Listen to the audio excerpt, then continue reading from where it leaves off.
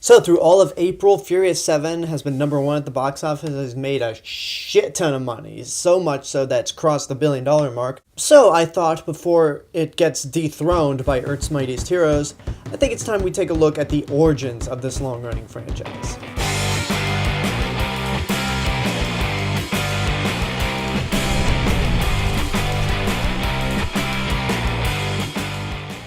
The Fast and the Furious was released in 2001, directed by Rob Cohen, and it focuses on underground cop Brian O'Connor, played by the late Paul Walker, as he's investigating a series of semi-truck hijackings, and this leads him to a street racing crew led by Dominic Toretto, played by Vin Diesel, and in order to stop this, he has to go in and basically act as a street racer, which that's pretty much a hobby of his, to get close to Dom and try to bring him in. Now, what the last three Fast and Furious movies have done is that they've brought in not only those who had given up on the franchise after a while, like me, but it also helped bring in new fans, given that they're the highest grossing films in the series. So if you're a new fan going into this movie expecting something along the lines of what Fast 5 through Furious 7 gave us, then you're going to have to excuse this movie, because it's really not about the over-the-top action sequences and the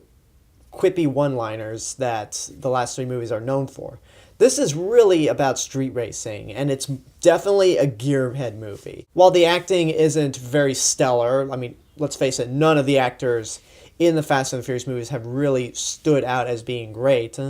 It is serviceable. The quality of the script has never been any different as the series progressed. You still have to get through bad dialogue. But of the first four movies, what makes this one stand out a little more is, for one, it's the first one. It's kind of original, and kind of in the sense that the plot is pretty much Point Break, but with cars. And in that sense, it is enjoyable. The action scenes are very well done. The racing is intense. And there are a few good moments in there with the characters, even though, really, with these first few movies, you go there to see the cars and not the characters. That didn't happen until Fast 5. Even though I said the plot is very much Point Break with cars, it gets a little convoluted after a while. Like, there's something where there's issues involving another gang, which don't really work that well. The movie could have done without that and just, focus on Brian trying to come across as a friend to Dom, but also trying to take him in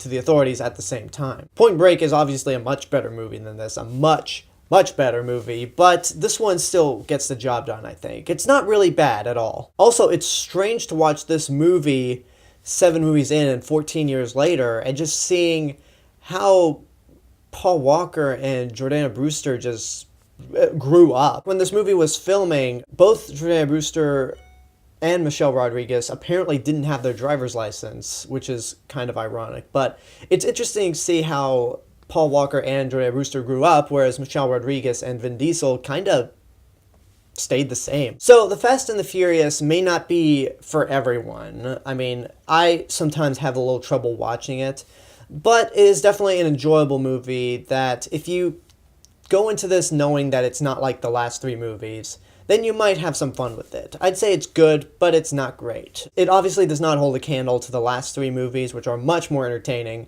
but this one is important for basically the legacy that it started.